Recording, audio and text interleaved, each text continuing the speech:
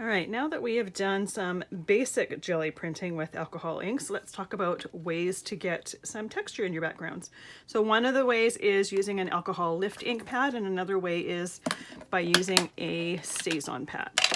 So what we're going to do is we're going to use, I've already got my plates with alcohol ink, the same as the very first one in our first video, and I've just let them completely dry. They do need to be dry for this.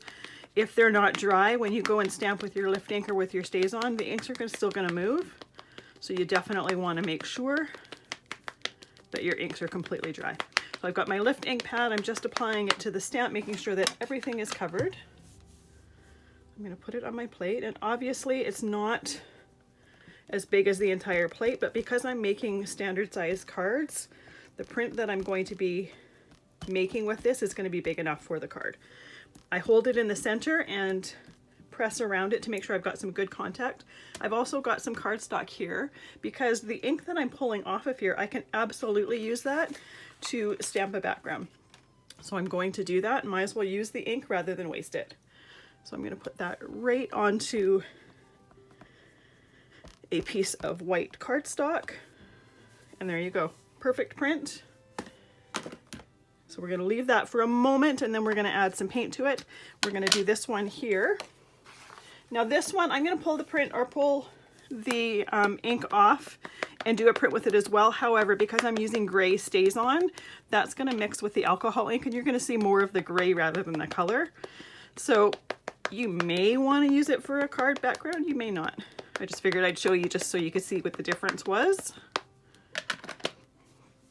Now when I do this to the background, I'm going to do exactly the same process. I'm making sure to hold it in one area and press it because I don't want my stamp to move.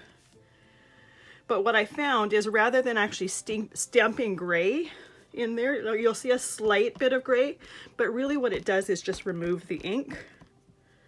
However, because I have the black or the gray StazOn, it stamps more in gray than in the color that the lift ink does. So I definitely prefer that, especially if I'm wanting to use the print.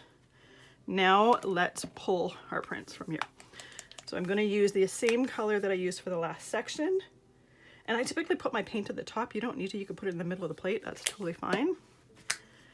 The other thing that I'm doing in this class is I'm using the same colors for all of the prints. The only reason for doing that is so that all of the samples look pretty together. You can use different colors for each one. It doesn't need to be all exactly the same. The other thing is I don't want my supply list to have 100 different colors on it. And by having the same color for every one, you actually see more of the technique rather than the color combination. But these will work for any color combination that you choose.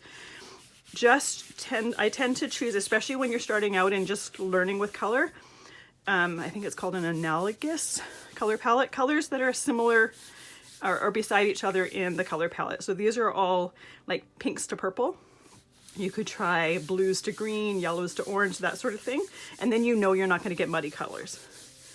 So I'm making sure to make that's got good contact there. And look at how pretty that is. Now the one thing to keep in mind, because this is a stamp that has writing, my writing and my print is backwards. I personally didn't mind that. It was more for the texture than anything. And whatever card it was that I used it on, I can't remember. I don't think it takes away from the card at all. There it is. So I used that one on the background for that card, and you probably didn't even notice that the words were backwards until I just told you. So just something to keep in mind. If that's something that bothers you, choose your pattern accordingly. But there you go. Now you see how this one, you don't really see much gray. There's a tiny bit in there, but it more removes the color than anything. All right, so before we move to the next section, the last pull I did was with background stamps and script stamps. And I just wanted to put it in your head that it doesn't necessarily have to be background stamps. If you have image stamps, you absolutely can use them. Now for both of these ones, I'm going to use my lift ink pad simply because I want to be able to use the prints that we're making at some point. And as we know from the last one, the best way to do that is with the lift ink pad because the stays on one, it's just going to stamp gray. So there we go.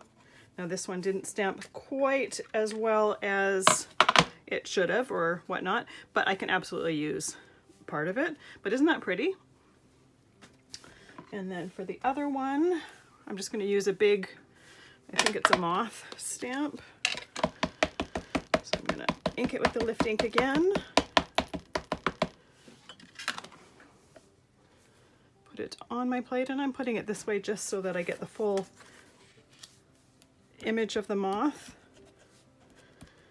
I could put it the other way, I could slant it, the sky's the limit.